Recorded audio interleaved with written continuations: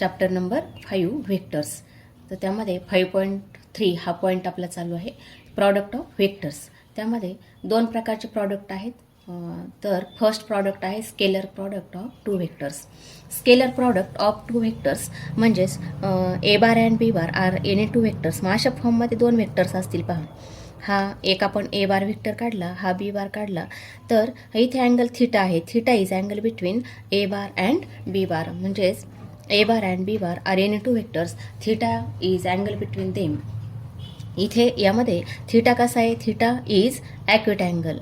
ह्या डायग्रॅममध्ये theta acute angle आहे. आणि आपण आणखी सेकंड डायग्राम जर काढली तर हा वेक्टर ए बार, हा वेक्टर बी बार, आणि हा जो अँगल आहे हा आहे थिटा. म्हणजे इथे थिटा आहे, तर थिटा इथे कसा आहे, theta is obtuse angle. Theta is obtuse angle. अशा दोन फॉर्ममध्ये आपल्याला अँगल ह्या ठिकाणी ए बार आणि बी बारमध्ये दिसतोय.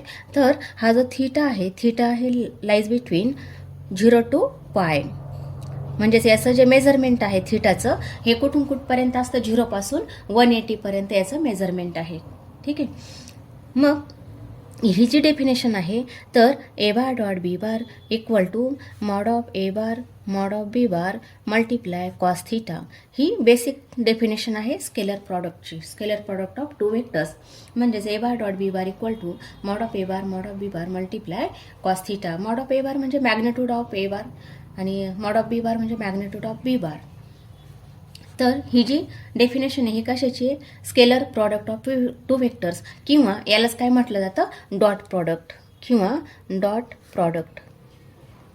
Scalar product or dot product same आहे, फक्त नाव बदल आहे. Scalar product or dot product म्हणजेच A bar dot B bar equal to mod of A bar mod of B bar multiply cos theta.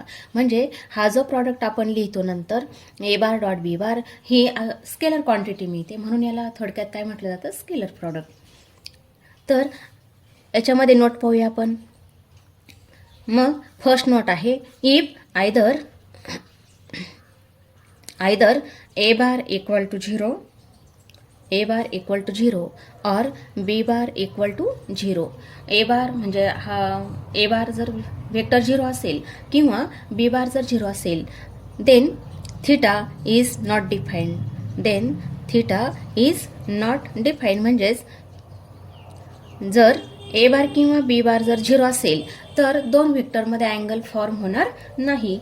म्हणजेच in this case A bar dot B bar equal to 0. म्हणजे अशी जर condition असेल, ए बार 0 किंवा B bar 0, तर theta is not defined. म्हणजेच A bar dot B bar equal to किती येईल, 0 येईल.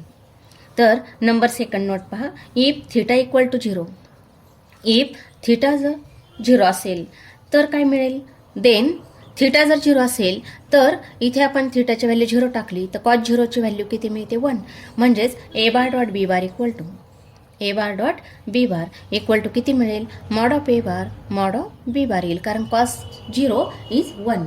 कॉस 0ची व्हॅल्यू 1 आहे, म्हणजेच A bar dot B bar equal to mod of A bar mod of B bar. मग दोन वेक्टर जर पॅरलल असेल, म्हणजेच A bar dot A bar are parallel vector, then A bar dot A bar equal to mod of A bar multiply mod of A bar, that is mod of A bar square. अशा पद्धतीने आपल्याला हे लिहिता येईल. Number 3, if theta equal to pi. Theta जर 180 degree असेल, if theta equal to pi, then pi म्हणजे 180 degree. मग थिटा जर 180 डिग्री असेल तर A bar dot B bar equal to किती येईल, mod of A bar mod of B bar multiply cos pi. आणि कॉस पायची व्हॅल्यू -1 आहे, म्हणजेच किती येतं, minus mod of A bar आणि mod of B bar.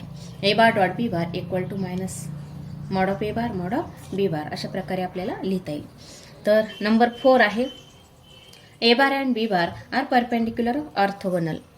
A bar and B bar are perpendicular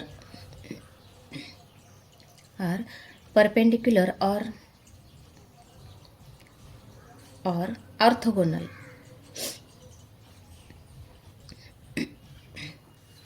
then theta equal to perpendicular म्हणजे 90 degree. ए bar आणि B बार यांच्यामध्ये angle किती असेल, 90 डिग्री, किंवा त्यालाच म्हणतो आपण π/2 रेडियन. मग देन थिटा इक्वल टू किती असेल, π/2. आणि कॉन्व्हर्सली इफ देन काय मिळेल मग, then A bar dot B bar.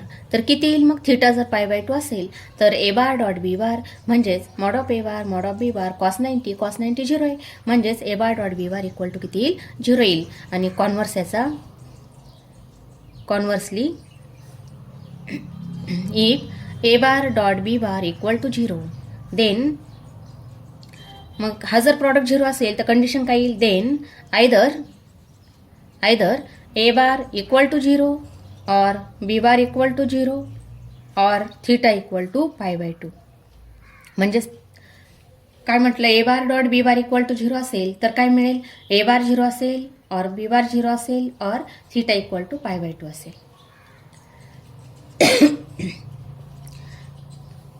Also A bar dot B bar equal to किती लिहिता येईल मग, mod of A bar mod of B bar multiply cos theta. आणि बी बार डॉट ए बार जर काढला आपण तर काय येईल, mod of A bar multiply cos theta. म्हणजे सेम आहे पहा, mod of B bar cos theta, इथे mod of A bar cos theta आहे. Therefore A bar dot B bar equal to B bar dot A bar, म्हणजेच scalar product is कॉम्युटेटिव्ह आहे. तर पुढचा number 5 पाहू आपण. Number 5, dot product is distributive over vector addition. If a bar, b bar and c bar are any three vectors, then a bar dot b bar plus c bar equal to a bar dot b bar plus a bar dot c bar. म्हणजेच a बारचं काय म्हटलंय, dot product is distributive over addition, vector addition. मग ए bar dot B bar येईल आणि नंतर काय येईल पुन्हा ए बार डॉट सी बार येईल. म्हणजेच A bar dot in bracket B bar plus C bar equal to A bar dot B bar plus A bar dot C bar येतं. ठीक आहे. नंबर 6 पाहूया आपण. If A bar and B bar are vectors M and N are scalars. If A bar and B bar are vectors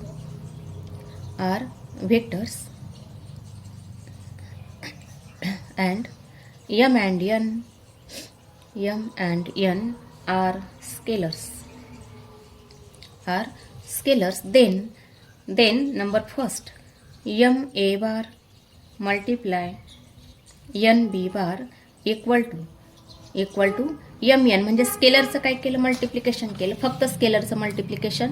आणि मग multiplication केलं की काय येईल, व्हेक्टरचं डॉट प्रॉडक्ट येईल. Number second, M A bar dot B bar equal to, M हे scalar आहे म्हणजे स्केलर सेपरेट लिहू आणि डॉट प्रॉडक्ट कशाचं, ए बार डॉट बी बार येईल. किंवा असं लिहिता येईल, ए bar dot M B bar असं लिहिलं तरी चालतं. नंबर 7 लिहूया. नंबर 7 आहे, mod of A bar dot B bar is less than or equal to mod of A bar mod of B bar. म्हणजेच काय म्हटलं, mod of A bar dot B bar less than or equal to mod of A bar mod of B bar. याला म्हटलं जातं Cauchy-Schwarz inequality. हे आहे Cauchy-Schwarz inequality.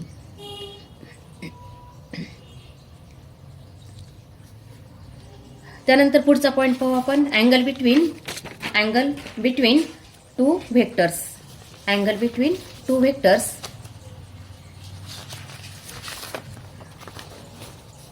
पुढचा point आहे 5.3.2 angle between two vectors.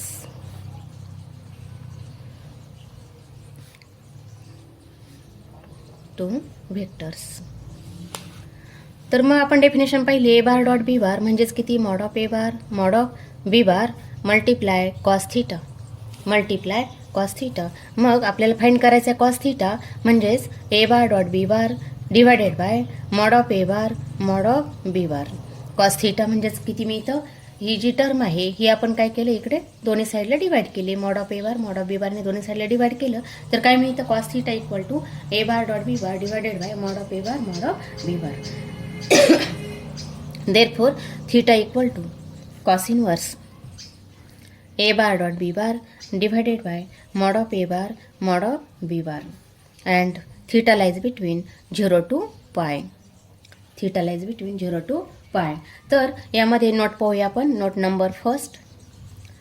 Number first आहे if 0 म्हणजेच theta less than or equal to theta lies between 0 to pi by 2 म्हणजेच थीटा जर 0 आणि 90च्या दरम्यान असेल, 0 less than or equal to theta less than pi by 2 म्हणजेच theta lies in first quadrant. Then जर theta first क्वाड्रंटमध्ये असेल तर कॉस थीटा काय होईल, ऑलरेडी पॉझिटिव्ह येईल. Then cos theta equal to A bar dot B bar divided by mod of A bar mod of B bar. ही value कशी असेल, पॉझिटिव्ह, कारण थीटा फर्स्ट क्वाड्रंटमध्ये आहे. थीटा जर फर्स्ट क्वाड्रंटमध्ये असेल तर कॉस थीटा हा पॉझिटिव्ह येईल. That is A bar dot B bar म्हणजेच A bar dot B bar upon mod of A bar mod of B bar ही व्हॅल्यू ग्रेटर दॅन 0 असेल.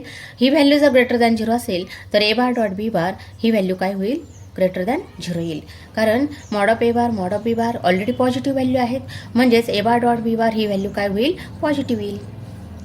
Number second, if theta equal to pi by 2. मग theta जर 90 degree असेल तर काय condition येईल, मग ए बार डॉट बी बार किती होईल, इक्वल टू 0 येईल. नंबर 3, इफ पाय by 2 less than theta less than पाय म्हणजेच theta lies between second quadrant म्हणजे 90 आणि 180च्या दरम्यान जर थीटा असेल. थीटा जर सेकंड क्वाड्रंटमध्ये असेल तर काय म्हणता येईल आपल्याला, सेकंड क्वाड्रंटमध्ये मायनस प्लस साईन असतं. मायनस साईन हे कॉसला असतं, म्हणजेच फर्स्ट साईन जे असतं, म्हणजे अशा पद्धतीने आपण फॉर्म केला. हा फर्स्ट, हा सेकंड आणि थर्ड आणि हा फोर्थ क्वाड्रंट. मग थीटा जर हा सेकंड क्वाड्रंटमध्ये असेल, लाईज इन सेकंड क्वाड्रंट म्हणजे हा थीटा असेल लाईज इन सेकंड क्वाड्रंट, तर साईन काय असतं, मायनस प्लस, आणि म्हणजेच पहिले जे साईन आहे ते कॉसला असतं, म्हणजेच कॉस थीटा काय असेल, negative. Then cos theta less than 0. cos theta less than 0, therefore a bar dot b bar divided by mod of a bar mod of b bar less than 0, that is a bar dot b bar is less than 0. म्हणजेच हा जो product ए bar dot B बार हा scalar product का होईल, लेस than 0 येईल. Number 4, in particular scalar product I cap J cap K cap vectors म्हणजेच I cap J cap and K cap are unit vectors along positive x, y and z axis respectively. Then number first, i cap dot i cap value किती येते आपण पाहिले. ए bar dot A बार किती येतं, mod of A bar square येतं. मग I cap dot I cap, तर यांच्यामध्ये अँगल 0 डिग्री येईल. कॉस 0ची व्हॅल्यू 1 आहे, म्हणजेच किती म्हणता येईल, mod of I cap square. Mod of I cap value 1 आहे, कारण ह्या युनिट व्हेक्टर आहे. मग म्हणजेच magnitude of unit vector is 1. Therefore I cap dot I cap 1, जे cap dot J cap also 1 and K cap dot K cap equal to 1. म्हणजे ही value 1 येईल. आणि number second, I cap dot J cap equal to म्हणजेच I cap dot J cap याच्यामध्ये आपण म्हणतो X Y Z axis are mutually perpendicular to each other. X Y आणि Z हे तिन्ही ॲक्सिस कसे आहेत, एकमेकाला परपेंडिक्युलर आहेत. म्हणजेच हा आय कॅप, हा जे कॅप आणि हा के cap. I cap is unit vector along x axis, जे cap is unit vector along Y axis and K cap is unit vector along Z axis. Therefore I cap dot J cap म्हणजे हे दोन्ही जर perpendicular असेल तर यांच्यामध्ये dot product किती होईल, 0 होईल. तसंच जे कॅप डॉट के कॅप हा सुद्धा 0 येईल. त्यानंतर K cap dot I cap हा प्रॉडक्ट काय होईल, 0 होईल, कारण X Y Z are perpendicular to each other. Therefore I cap dot J cap dot I cap and K cap dot I cap 0 येईल. त्यानंतर आपण पाहूया scalar product of two vectors if A bar equal to, जर A बार असेल A1 I cap plus A2 J cap plus A3 K cap and B bar equal to B1 I cap plus B2 J cap plus B3 K cap. Then A bar dot B bar equal to, तर हा product काय येईल मग, then A bar dot B bar म्हणजेच हा total bracket आहे, याने याला मल्टिप्लाय करायचं आहे. जर मल्टिप्लिकेशन काय होईल मग, A1 B1 I cap I cap, A1 B1 I cap I cap, I कॅपचं प्रॉडक्ट किती 1 आहे, म्हणजे इथे व्हॅल्यू किती आली, A1 B1 आली. आणि A1 B1 I cap dot I cap 1 आहे. त्यानंतर ह्या टर्मने याला मल्टिप्लाय केलं तर A1 B2 I cap dot J cap, तर I कॅप डॉट J कॅपची व्हॅल्यू 0 आहे, म्हणजेच हे टोटल 0 झालं. त्यानंतर A1 I कॅपने याला मल्टिप्लाय केलं B3 K कॅपने, तर A1 B3 multiply I cap dot K cap सुद्धा 0 आहे. त्यानंतर आता A2 J कॅपने मल्टिप्लाय केलं तर A2 J cap multiply A B1 I cap, म्हणजेच किती मिळतं, A2 B1 J cap dot I cap 0 आहे. त्यानंतर इथे पहा A2 B2 J cap dot J cap, म्हणजेच किती मिळतं, plus A2 B2 J cap dot J cap 1 आहे. त्यानंतर A2 B3 J cap dot K cap 0 आहे. त्यानंतर आता A3 K कॅपने मल्टिप्लाय केलं तर A3 B1 K cap dot I cap 0 आहे. आता A3 K cap multiply B2 J cap, म्हणजेच किती आलं, A3 B2 K cap dot J cap 0 आहे. मग पुढचा काय राहिला आता, A3 B3 K cap dot K cap, ती व्हॅल्यू 1 आहे. म्हणजेच A bar dot B bar product काय आला, A1 B1 plus A2 B2 plus A3 B3 हा प्रॉडक्ट आला. आणि ही टोटल काय होते, स्केलर क्वांटिटी मिळते. त्यानंतर पुढचा फॉर्म्युला पाहू आपण, कॉस थिटा. तर याच्यावरून कॉस थिटा फाइंड केला तर कॉस थिटाचा फॉर्म्युला काय मिळतो, कॉस थिटा म्हणजे A bar dot B bar divided by mod of A bar mod of B बार, हा फॉर्म्युला आहे. A bar dot B bar find केला आपण, किती आलं, A1 B1 plus A2 B2 plus A3 B3 आणि divided by किती मिळतं, mod of A bar म्हणजे याचं मॅग्निट्यूड. मग याचं मॅग्निट्यूड किती होईल, A1 square plus A2 square plus A3 square आणि मल्टिप्लाय मॉड ऑफ B बार म्हणजेच मॅग्निट्यूड ऑफ B बार, याचं मॅग्निट्यूड किती येईल, B1 square plus B2 square plus B3 square. अशा पद्धतीने आपल्याला कॉस थिटा फाइंड करता येईल यावर. ठीक आहे. आता पुढचा पॉईंट आहे projection.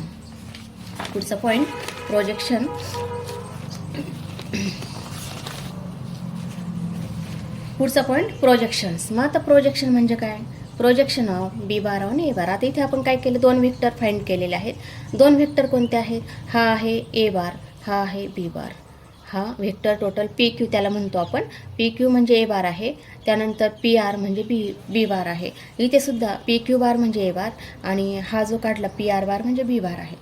Theta is angle between PQ bar and PR बार, म्हणजे theta is angle between A bar and B बार. मग projection of B bar on A bar, B bar on A bar म्हणजेच काय, शॅडो ऑफ, ही शॅडो आहे एक प्रकारची, shadow of B bar on A bar. म्हणजेच काय म्हटलं, projection of B bar on A bar that is shadow of B bar on A बार. मग हा जो फॉर्म्युला आहे, तर याच्यामध्ये स्केलर आणि व्हेक्टर आपल्याला प्रोजेक्शन पाहायचं आहे. तर पहिलं पाहू आपण scalar projection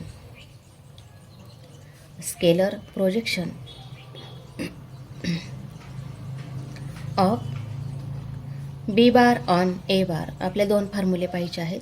scalar projection of B bar on A bar that is equal to, फॉर्म्युलाच लिहू डायरेक्ट आपण, A bar dot B bar divided by mod of A bar, हा फॉर्म्युला आहे. आणि सेकंड व्हेक्टर प्रोजेक्शन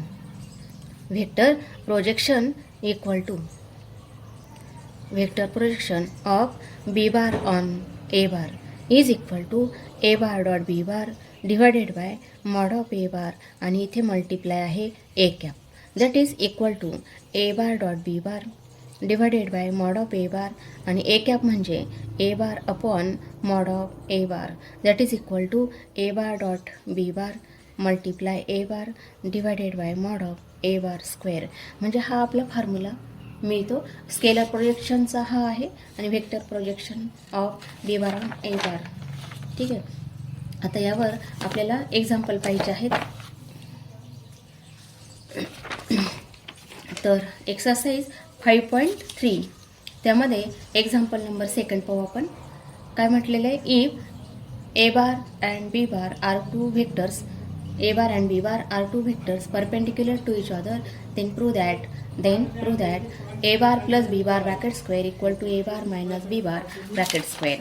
मग हे एक्झाम्पल आपल्याला कसं सॉल्व करता येईल पहा. काय दिलेलं आहे, A bar and B bar are perpendicular vectors, are perpendicular vectors. म्हणजेच काय म्हणता येईल मग दोन व्हेक्टर जर परपेंडिक्युलर असेल तर त्यांचा डॉट प्रॉडक्ट हा 0 येतो.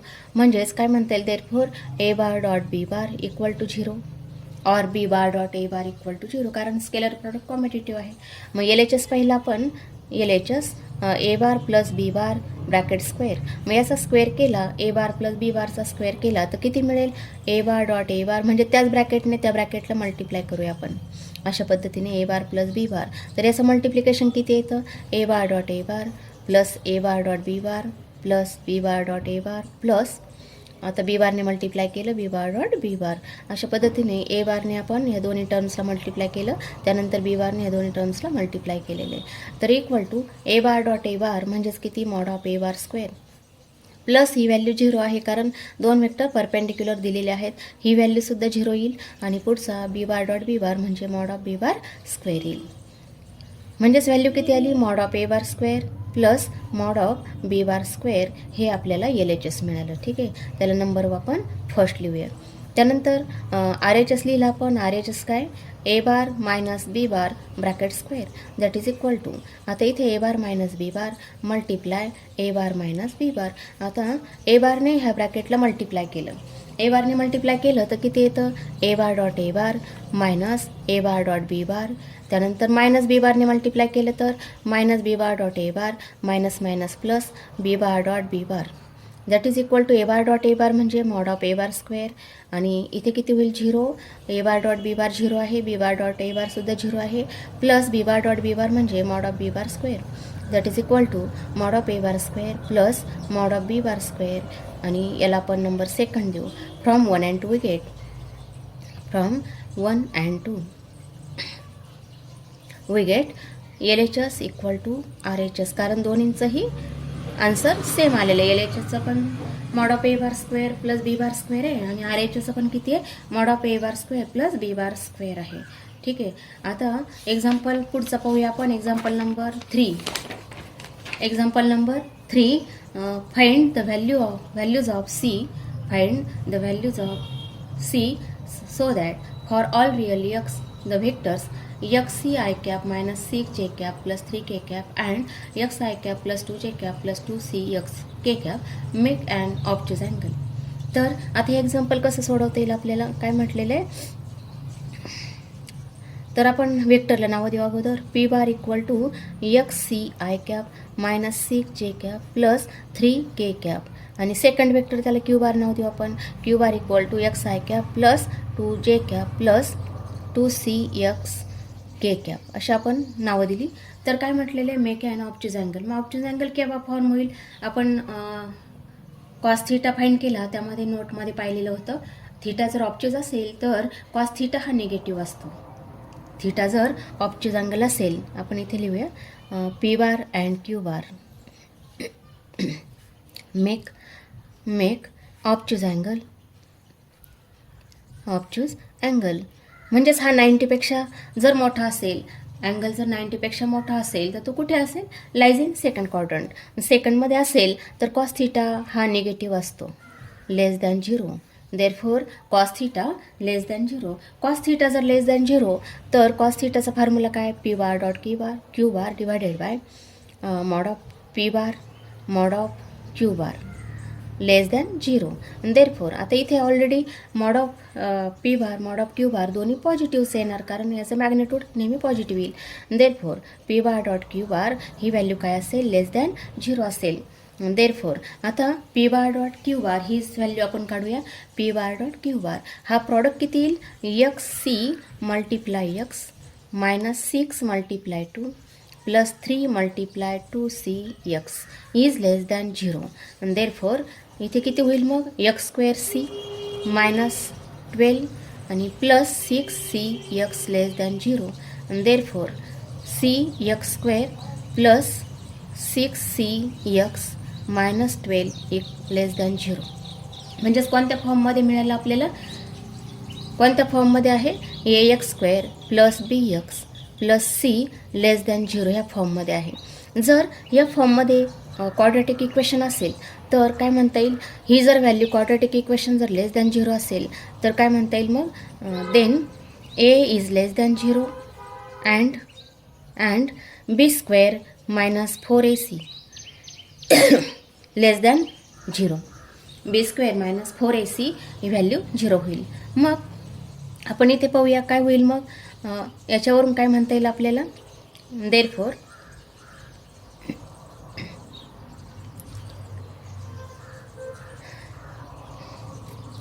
मग b² - 4ac, आता एच्या ऐवजी इथे किती दिसतो आपल्याला, c, म्हणून काय म्हणता येईल, therefore by using inequality we get c less than 0 and b² - 4ac, म्हणजे ही व्हॅल्यू a ची आहे, a म्हणजे c आहे, b म्हणजे 6c आहे, b² म्हणजे किती होईल, 36c² होईल, आणि -4ac -4 मल्टिप्लाय -12 म्हणजे c ची व्हॅल्यू टाकली, +48 झाले, +48 मल्टिप्लाय a म्हणजे c आहे, म्हणजेच किती मिळतात आपल्याला, +48c इज लेस दॅन 0. अशा फॉर्ममध्ये आपल्याला हे लिहिता येईल. देअरफॉर आता इथे काय लिहिता येईल मग, आणखी किती कॉमन काढता येईल आपल्याला, 12c कॉमन काढता येईल. ब्रॅकेटमध्ये किती आले, 3c + 4 इज लेस दॅन 0. किती मिळतात, 12c कॉमन, तर ब्रॅकेटमध्ये किती आले, 3c + 4 लेस दॅन 0. देअरफॉर आता काय म्हटलेलं आपण, c ऑलरेडी लेस दॅन 0 आहे. c जर लेस दॅन 0 असेल, याच्यामध्ये दोन टर्मचा प्रॉडक्ट आहे, देअरफॉर c मल्टिप्लाय 12ने डिवाइड केलं, c मल्टिप्लाय 3c + 4 लेस दॅन 0 अशा फॉर्ममध्ये आपल्याला लिहिता येईल. मग c जर लेस दॅन 0 असेल, तर हा जो प्रॉडक्ट आहे 3c + 4 हा काय होईल, कारण लेस दॅन केव्हा होईल, मायनस प्लसचा प्रॉडक्ट काय होईल, मायनस प्लस याचा प्रॉडक्ट हा पुन्हा निगेटिव्ह येईल, मायनस मल्टिप्लाय प्लस हा प्रॉडक्ट काय येतो, इक्वल टू मायनस येईल, म्हणजेच निगेटिव्ह येईल, लेस दॅन 0 येईल. मग आता c कसा दिलेला आहे, c less than 0, therefore 3c + 4 is greater than 0. 3c + 4 is greater than 0, कारण इथे ऑलरेडी काय म्हटलेले, c लेस दॅन 0. मग एक व्हॅल्यू जर लेस दॅन 0 असेल तर दुसरी पॉझिटिव्ह असेल, ग्रेटर दॅन 0 असेल म्हणजेच ही प्लस असेल, ही मायनस असेल, तरच काय होईल, दोघांचा प्रॉडक्ट हा लेस दॅन 0 येईल, म्हणजेच 3c + 4 greater than 0. Therefore 3c is greater than -4, and therefore c greater than -4/3. c greater than -4/3 and therefore आता c आणखी कसं आहे, लेस दॅन 0, म्हणजेच -4/3 लेस दॅन c आणि लेस दॅन 0. याचा अर्थ c च्या व्हॅल्यू -4/3 पेक्षा मोठ्या आहेत आणि 0 पेक्षा लहान आहेत. c lies between -4/3 and 0 are the values of c. When p bar and q bar make an obtuse angle. अशा पद्धतीने आपल्याला एक्झाम्पल सॉल्व्ह करता येईल. किंवा असं लिहिता येईल, c belongs to open interval -4/3 and 0 असं लिहिलं तरी चालतं. Is the values of c. Example number 4. Show that the sum of the length of projection p I cap plus q j cap plus r k cap on the coordinate axis where p equal to 2, q equal to 3 and r equal to 4 is 9. आता show that's example आहे. आपल्याला काय दिलेलं आहे, त्याला आपण a bar नाव देऊ व्हेक्टरला. a bar equal to p I cap plus q j cap plus r k cap. मग काय म्हटलेलं आहे, काय फाइंड करायचं आहे, sum of the show that आहे, sum of the length of projection of a bar on the coordinate axis. Coordinate axis कोणते, X Y and Z. Therefore आता पहिलं प्रोजेक्शन काढू आपण, प्रोजेक्शन ऑफ a बार म्हणजे हा दिलेला व्हेक्टर, याला आपण a बार नाव दिलेलं आहे. a bar on X axis on X axis that is equal to A bar dot X ॲक्सिसचा युनिट वेक्टर कोणता आहे आय कॅप, म्हणजेच A bar dot I cap divided by mod of I cap that is mod of I cap 1 आहे आणि A bar म्हणजे किती होतं P I cap plus Q J cap plus R K cap multiply I cap divided by 1 that is equal to P I cap dot I cap value किती येईल P आणि plus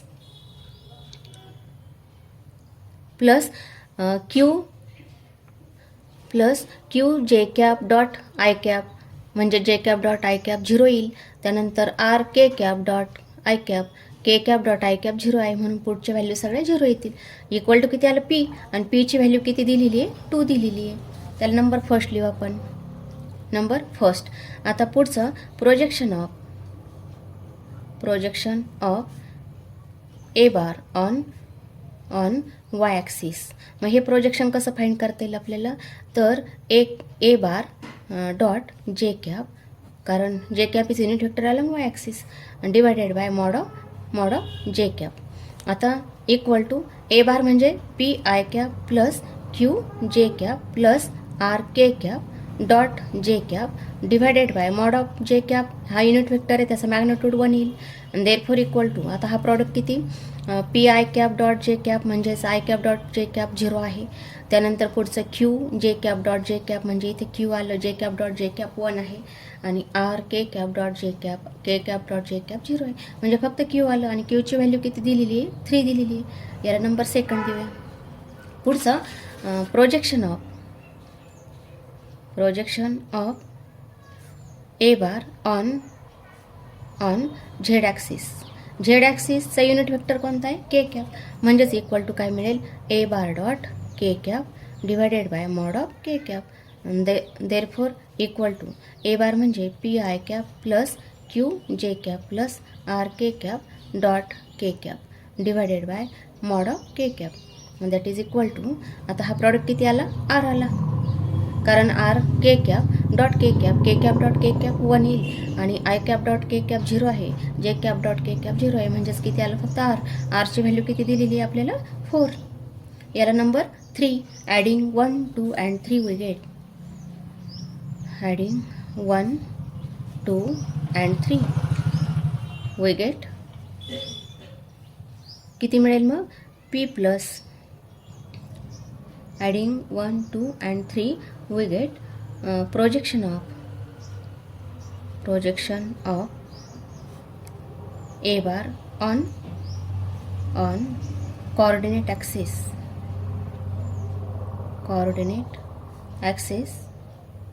equal to 2 plus 3 plus 4 म्हणजेच किती मिळतं 5 plus 4 9 हे आपल्याला मिळालं answer. म्हणजेच काय मिळालं sum of length of projection of P I cap plus Q J cap plus R K cap on the coordinate axis is 9. अशा पद्धतीने आपलं एक्झाम्पल नंबर 4 सॉल्व करता आलं. ठीक आहे.